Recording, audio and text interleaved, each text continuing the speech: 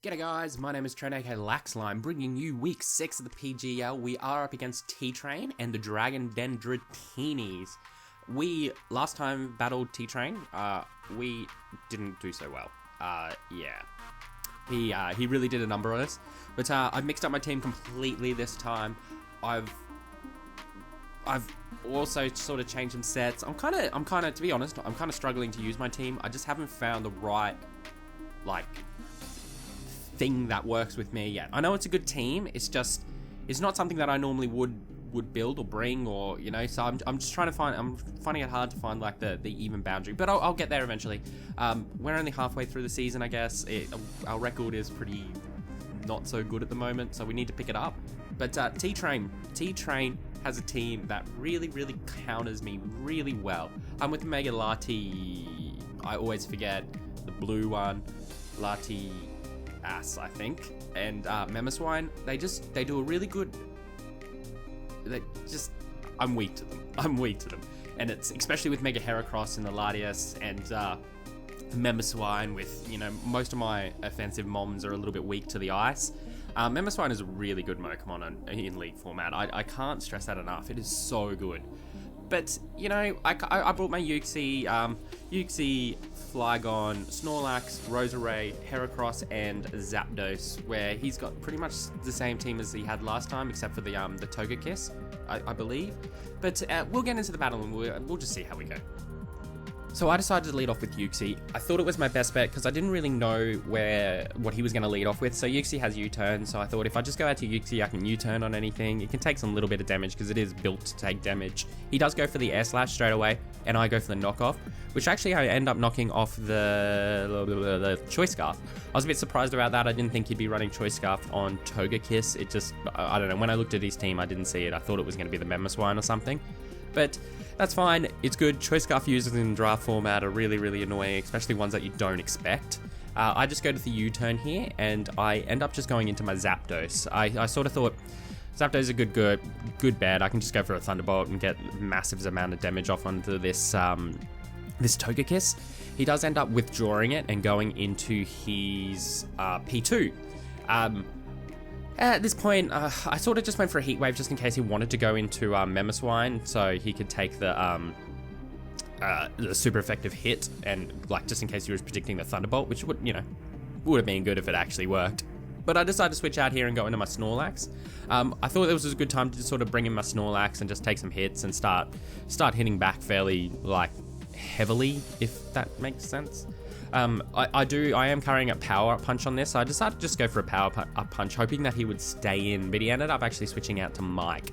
I can't really do too much against Mike, and because of that, I was gonna switch out. I really was expecting him to be bringing Close Combat or something, but it turns out I don't think he actually had it, because he went for the Seismic Toss.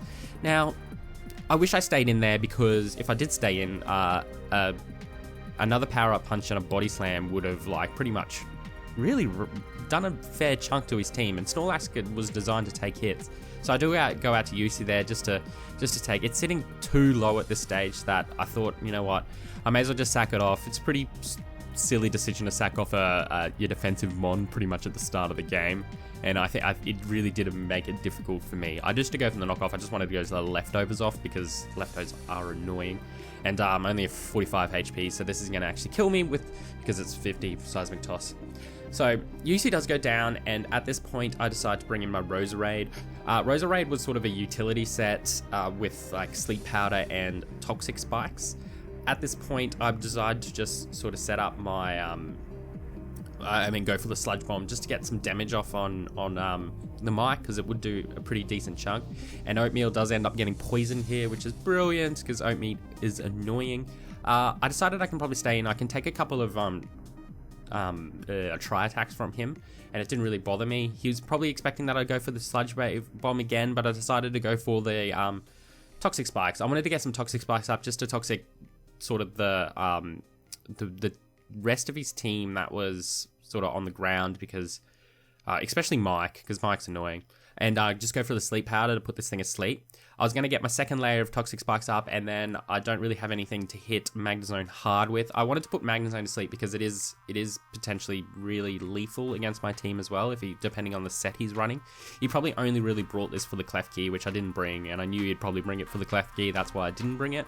I do go out into my Flygon here, and I can just Earthquake and kill it. Flygon is my Choice Scarf user, and it's, I really want to get Flygon to work, to be honest. I've never really used a Flygon before. It's a cool mon, but I just don't know how to, I don't know. I don't know what I'm talking about. Now, at this point, I was sort of just expecting the Ice Shard. It seemed obvious that it was coming. He did make the right play and actually go for the Earthquake.